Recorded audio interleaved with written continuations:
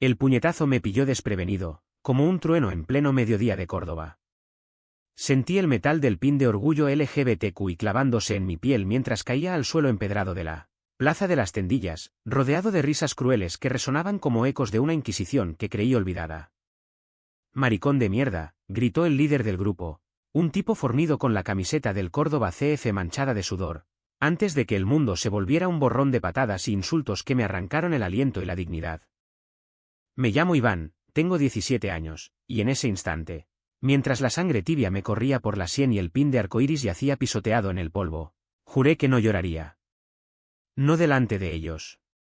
No en mi ciudad, Córdoba, la joya del califato donde los amores prohibidos se susurraban en los patios de naranjos y las mezquitas ocultaban secretos bajo sus arcos de herradura. Pero el dolor era más que físico, era la traición de un mundo que me había prometido libertad. Solo para recordarme que para un chico como yo, gay, abierto, desafiante, la España de 2025 aún guardaba sombras medievales. Mi padre, Rubén, no era un hombre común.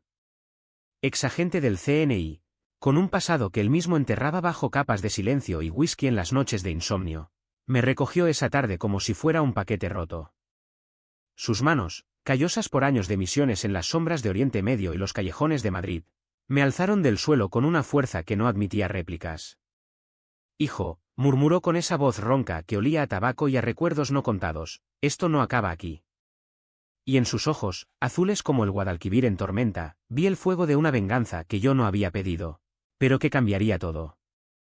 Aquella noche, en nuestro piso viejo del barrio de San Basilio, con vistas a la muralla almohade que se erguía como un recordatorio de batallas antiguas, mi padre me curó las heridas en silencio. El aire estaba cargado del aroma a azahar que se colaba por la ventana entreabierta, mezclado con el olor metálico de la pomada y el leve hedor a cerveza que Rubén siempre llevaba encima desde que dejó el servicio. Yo me senté en el sofá raído, con la camiseta rota colgando de un hombro, y lo observé mientras aplicaba el algodón en mi ceja hinchada. Sus movimientos eran precisos, como si estuviera desactivando una bomba en lugar de sanar a su hijo. ¿Por qué lo llevas, Iván? Ese pin. ¿No sabes lo que provoca?, preguntó al fin, sin mirarme a los ojos. Su voz era un susurro áspero, teñido de ese acento cordobés que arrastraba las erres como grava en el río. Lo miré fijamente, el corazón latiéndome con rabia contenida. ¿Por qué? Porque soy gay, papá. Porque quiero que el mundo lo sepa antes de que me lo arranquen como a ti te arrancaron tus demonios. No lo dije con maldad, pero las palabras cayeron como piedras en un estanque quieto. Rubén se tensó, su mandíbula cuadrada endureciéndose bajo la barba incipiente. Él nunca hablaba de su pasado, las infiltraciones en células yihadistas, las noches en que volvía con moretones que atribuía a accidentes en el gimnasio, o el divorcio de mi madre cuando yo tenía 10 años, culpando a el trabajo que me come el alma. Pero yo sabía, por los ecos de conversaciones robadas, que había perdido compañeros en misiones fallidas, que el CNI le había exigido lealtades que rompían matrimonios y almas. No es eso, hijo. Es que Córdoba no es Barcelona. Aquí, en las callejuelas donde se criaron nuestros abuelos, la homofobia se hereda como el aceite de oliva. Te lo digo yo, que he visto hombres romperse por menos. Se levantó, dejando el botiquín abierto sobre la mesa de madera de olivo, y se sirvió un trago de su botella de Mahou. Yo quise gritarle que no entendía, que mi orgullo no era un lujo, sino una armadura contra el vacío que sentía cada vez que mentía en el instituto sobre por qué no salía con chicas, o cuando evitaba las miradas de los compañeros que susurraban maricón a mis espaldas. Pero entonces recordé a Mateo. Dios, Mateo. El chico que había conocido 3 meses atrás en el Festival de la Guitarra, cuando el bullicio de la Plaza del Potro nos unió en una danza improvisada bajo las luces de los faroles. Él era de Sevilla, con ojos verdes como los patios de la Alhambra y una risa que hacía que el mundo pareciera menos pesado. Estudiante de Bellas Artes, con tatuajes de rosas espinosas en los brazos que contaban historias de amores rotos. Nuestra primera beso fue en el Puente Romano, con el Guadalquivir murmurando secretos a nuestras espaldas, y desde entonces, nos veíamos en rincones escondidos, el Alcázar de los Reyes Cristianos, donde fingíamos ser turistas, o el patio de mi abuela en el barrio de la Judería, donde el jazmín nos cubría como un velo. Mateo era mi secreto, mi refugio. Le había contado todo sobre el pin, sobre cómo lo compré en la manifestación del orgullo en Madrid el verano pasado, desafiando a mi padre que me dejó ir solo para que aprendas a volar, Iván.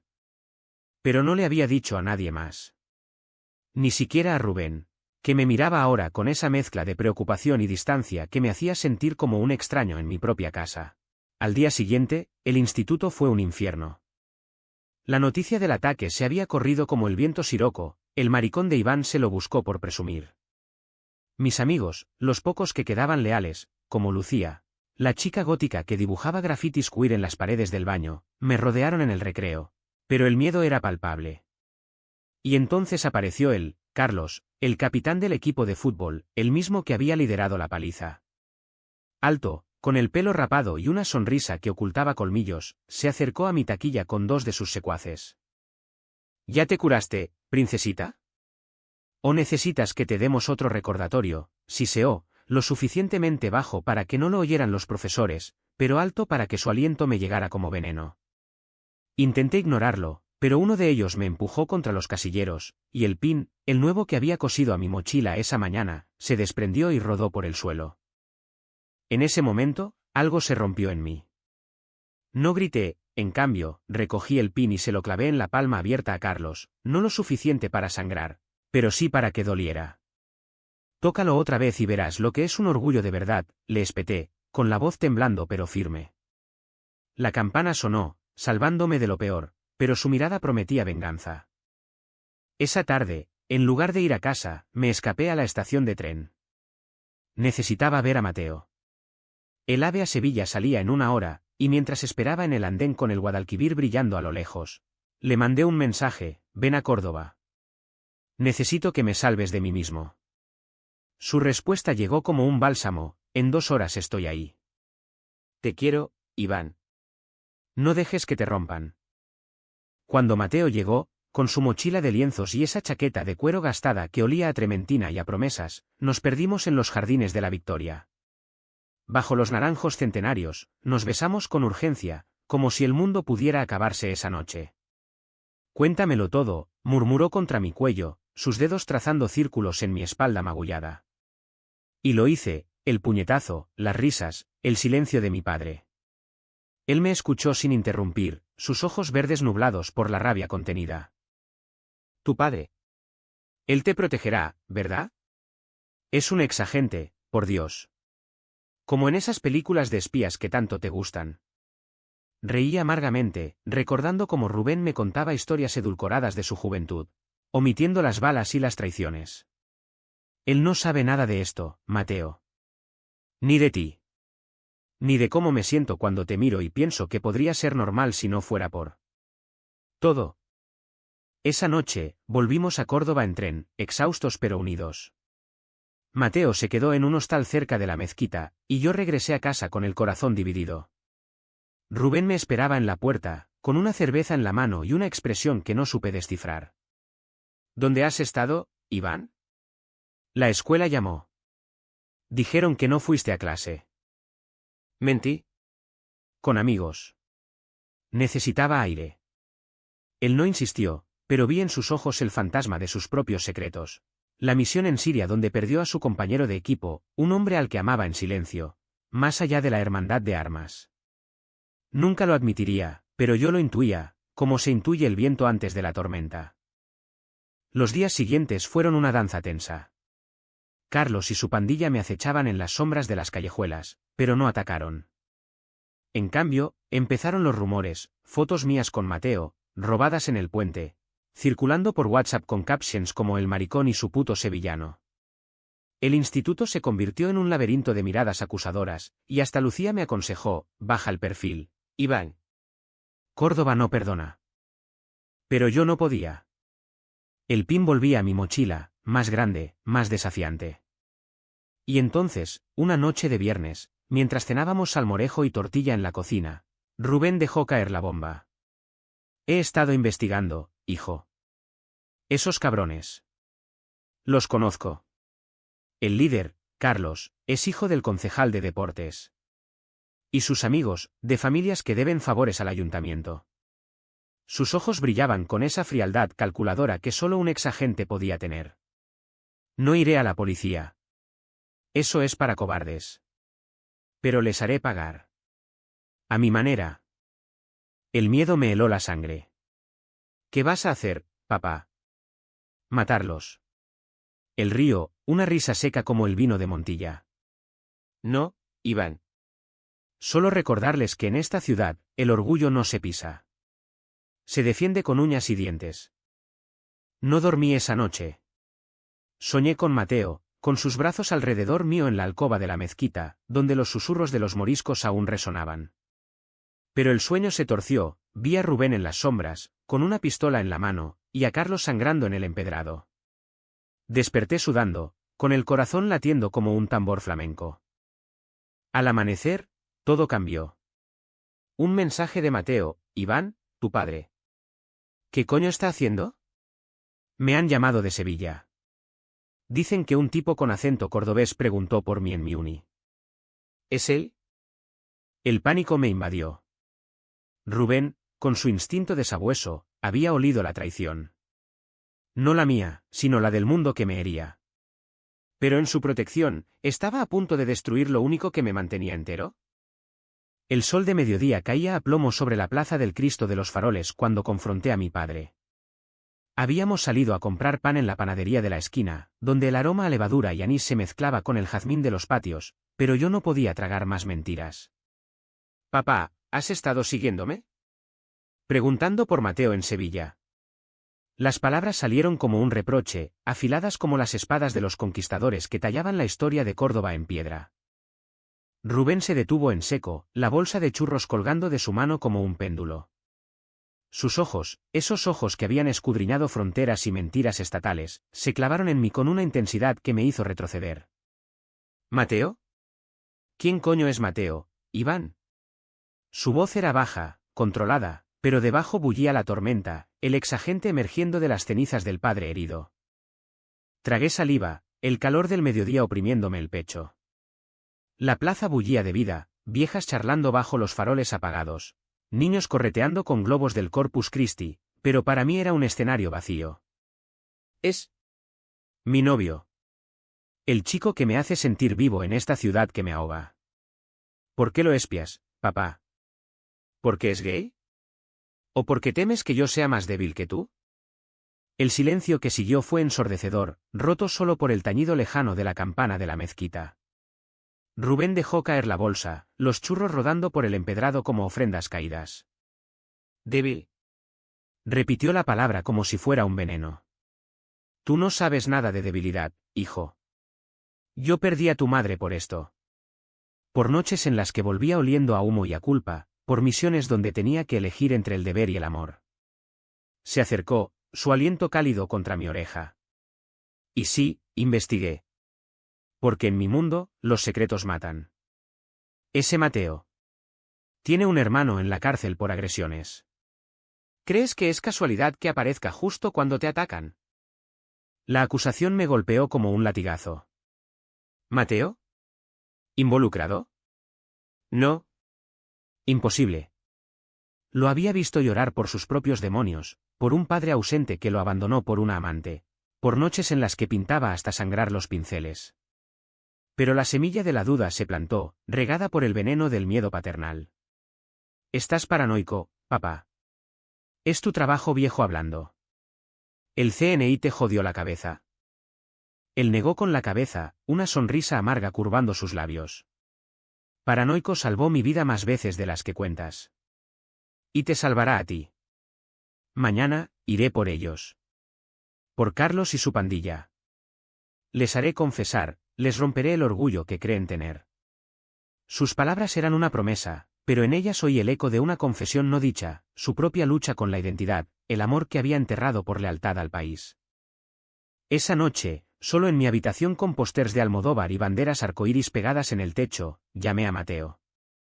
El teléfono vibró en la oscuridad, su voz un faro en la niebla. Iván, amor, ¿qué pasa? Tu padre. Me asustó. Vino a la uni disfrazado de profesor o algo, preguntando si te conocía. Dijo que eras inestable, que necesitaba protegerte de influencias malas. Lloré entonces, por primera vez desde la paliza. Lágrimas calientes que empaparon la almohada de hilo bordado por mi abuela. Lo siento. Él no entiende. Cree que todos somos enemigos. Mateo maldijo en andaluz, suave como el salmorejo pero afilado. Vente a Sevilla, Iván. Déjalo todo. Aquí podemos ser libres, pintar murales en Triana y besarnos sin mirar atrás. La tentación era un imán. Imaginé una vida sin las sombras de Córdoba, sin el peso de la homofobia heredada, sin el secreto de Rubén que me asfixiaba. Pero huir significaba traicionar a mi padre, el hombre que me había criado solo, contándome cuentos de califas y visires para dormirme, ocultando sus propias lágrimas. No puedo. No aún. Pero ven tú. Mañana, al atardecer en el puente. Necesito verte antes de que todo explote. Al día siguiente, el calor era asfixiante, como el aliento de un toro en la vega. Fui al instituto con el estómago revuelto, el pin escondido en el bolsillo como un talismán. Carlos me esperó en el pasillo de los baños, solo esta vez, con una expresión que no era de rabia, sino de algo peor, culpa. Iván, espera. ¿No fue? No quise que llegara tan lejos. Mi padre me obliga a ser hombre de verdad. Dice que tipos como tú corrompéis a la ciudad. Me quedé helado. ¿Culpa? ¿De verdad? Cállate, Carlos. Tú, hombre de verdad, me dejó con 3 puntos en la cabeza. Y ahora, mi padre viene por ti. Exagente. Sabe cosas que ni imaginas. Vi el pánico en sus ojos, el mismo que yo sentía cada mañana al despertar. Por un segundo, quise compadecerlo, otro chico atrapado en las redes de la masculinidad tóxica cordobesa, pero el moretón en mi costado me recordó la verdad. Huí antes de que pudiera responder, corriendo hacia el río. Mateo ya estaba allí, apoyado en la barandilla del puente romano, con un lienzo improvisado y óleos que pintaban el Guadalquivir en tonos de pasión. Nos abrazamos, sus labios sabiendo a menta y a rebeldía. Te pintaré, murmuró, tal como eres, roto pero hermoso. Nos perdimos en un beso que borró el mundo, hasta que oí el rugido de un motor. Era Rubén, en su viejo Seat León, aparcado al final del puente. Bajó con una carpeta en la mano, papeles que ondeaban como banderas de guerra. Iván. Aléjate de él. Su voz cortó el aire como un cuchillo. Mateo se tensó en mis brazos, y yo me giré, el corazón en la garganta. Papá, basta. Él no es el enemigo. Pero Rubén avanzó, implacable, extendiendo la carpeta. Mira esto, hijo. Fotos de Mateo con el hermano en la cárcel. Y mensajes, haz que el maricón pague por presumir. Es una trampa. Te usan para llegar a mí, por rencores viejos del ayuntamiento. El mundo se derrumbó. Miré a Mateo, su rostro pálido como la cal de las paredes nazaríes. ¿Es verdad? Él negó, lágrimas en los ojos. No, Iván. Mi hermano. Sí, está preso, pero por robar, no por esto. Te juro. Pero las fotos eran reales, los mensajes incriminatorios. La duda me devoró, un ácido que quemaba mi amor. Mientes, grité, empujándolo. Rubén me rodeó con un brazo, arrastrándome hacia el coche. Vámonos. Antes de que sea tarde. Mateo gritó mi nombre, pero el motor rugió, y el puente se alejó en el retrovisor, un borrón de arcos romanos y traiciones. De vuelta en casa, el silencio era un abismo.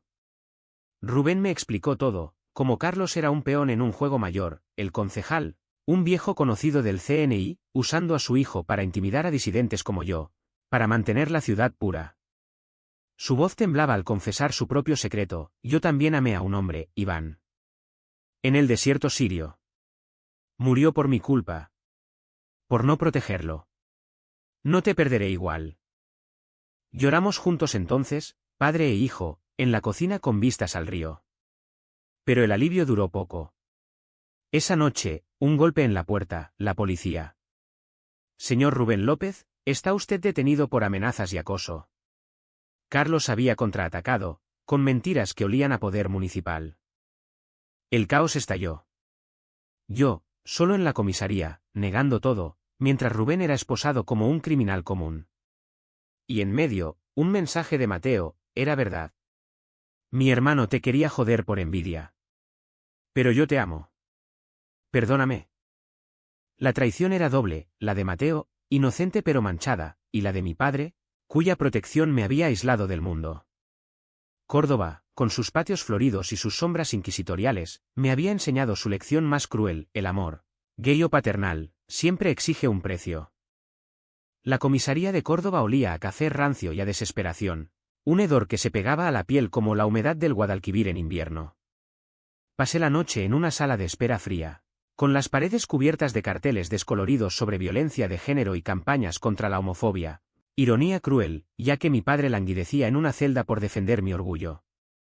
Cada tic-tac del reloj era un martillazo en mi sien, recordándome las decisiones que me habían llevado allí. El pin que grité al mundo, el beso con Mateo que encendió la mecha, la confrontación con Rubén que desenterró fantasmas. Al amanecer, un inspector con bigote canoso y acento de la subbética me interrogó. Tu padre es un hombre peligroso, chico. Exagente, con un historial de métodos no ortodoxos. ¿Sabías que amenazó al hijo del concejal con hacerlo desaparecer como en sus días de servicio? Negué, pero el peso de la verdad me aplastaba. Rubén había cruzado la línea, no por venganza ciega, sino por un amor paternal torcido por traumas. Su confesión de anoche, el amante perdido en Siria, era la clave. Él veía en mí su juventud robada, y en Carlos, al asesino de su corazón. Lo soltaron al mediodía, bajo fianza que pagué con los ahorros de mi abuela, pero la libertad era ilusoria. El concejal había movido hilos, Rubén suspendido de cualquier trabajo, yo expulsado temporalmente del instituto por altercados. Regresamos a casa en silencio, el Seat León traqueteando por las cuestas de la Axerquía como un ataúd sobre ruedas. Lo siento, Iván, murmuró al fin, aparcando frente a la mezquita, cuya silueta imponente nos juzgaba. Pensé que podía protegerte como no protegía él. A Javier. Javier. El nombre cayó como una piedra en el río de nuestros secretos. ¿Quién era, papá? Dime todo. Nos sentamos en un banco del patio de los Naranjos, rodeados de fuentes borboteantes y el canto de pájaros que ignoraban el drama humano. Rubén habló por primera vez sin filtros. Javier, su compañero en el CNI, un sevillano de risa fácil y ojos que prometían eternidad. En las arenas de Alepo, entre bombas y traiciones, su amor floreció en susurros y toques robados. Era gay, como tú. Orgulloso en privado, pero el servicio nos obligaba a esconderlo.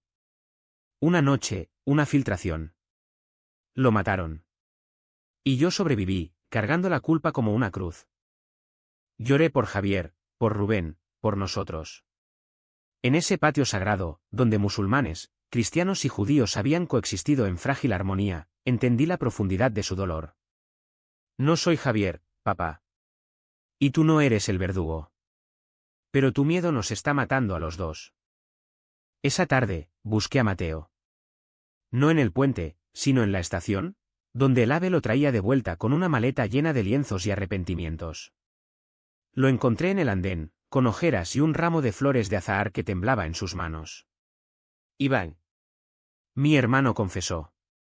Quería vengarse del mundo por su odio interno. Me usó, pero yo. Yo te elegí a ti desde el principio.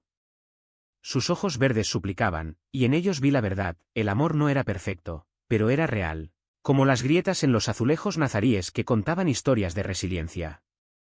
Nos abrazamos bajo el sol poniente, el tren zumbando a lo lejos como un eco de huidas posibles. Perdóname, susurró. Solo si me prometes que lucharemos juntos. ¿Sin secretos? Asintió, y en ese beso, saboreé la redención, un amor queer en la España de los contrastes, donde el orgullo se forja en el fuego de las traiciones. Pero el clímax llegó esa noche, en la Plaza de las Tendillas, el mismo lugar de mi paliza. Rubén me había insistido: vamos. Enfrentémoslos. Carlos y su pandilla estaban allí, bebiendo en un bar cutre, riendo como si nada. El concejal, un hombre panzudo con corbata del Córdoba CF, presidía la escena como un rey feudal. Mi padre entró primero, con paso firme, y yo lo seguí, el pin reluciente en mi chaqueta. Tú, rugió Carlos al vernos. Pero Rubén levantó una mano: no empuño, sino con la carpeta de evidencias. Escucha, chaval. Sé lo de las fotos falsas, las amenazas orquestadas por tu padre. Y tengo grabaciones. Del CNI. Cosas que podrían hundir al ayuntamiento entero. El concejal palideció, sudando como un toro en la plaza de toros. La confrontación fue un torbellino, gritos, acusaciones, la multitud cordobesa formando un círculo curioso bajo las luces de la plaza. Carlos rompió, confesando entre sollozos, no quería. Mi padre me obligó. Dijo que eras una plaga, Iván. Que los gays como tú arruinabais la tradición. El concejal intentó huir, pero Rubén lo acorraló con palabras precisas, como balas. La tradición de Córdoba es la convivencia, no la Inquisición. Y yo, exagente, testigo de tus trapos sucios con fondos europeos desviados. La policía llegó, no por nosotros, sino por el concejal. Arrestos en vivo, flashes de móviles capturando el escándalo. Yo, en medio del caos, miré a Carlos, no odio, sino piedad. Crece, cabrón. Sé mejor.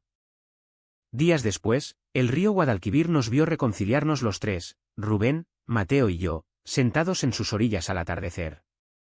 Mi padre extendió la mano a Mateo, cuida de él. O te caza un exagente. Rieron, y en esa risa, vi el perdón tejerse como encaje andalusí. Córdoba, con sus patios de flores y sus sombras de intolerancia, nos había herido, pero también curado. Mi orgullo no era un pin pisoteado, sino un lazo, padre e hijo, amantes unidos, contra un mundo que aún cojeaba en su marcha hacia la luz. Y en las noches de flamenco en la posada del Potro, bailábamos nuestra propia historia, dramática, romántica, humana, sabiendo que el verdadero pago no era venganza, sino supervivencia con el corazón abierto. Fin.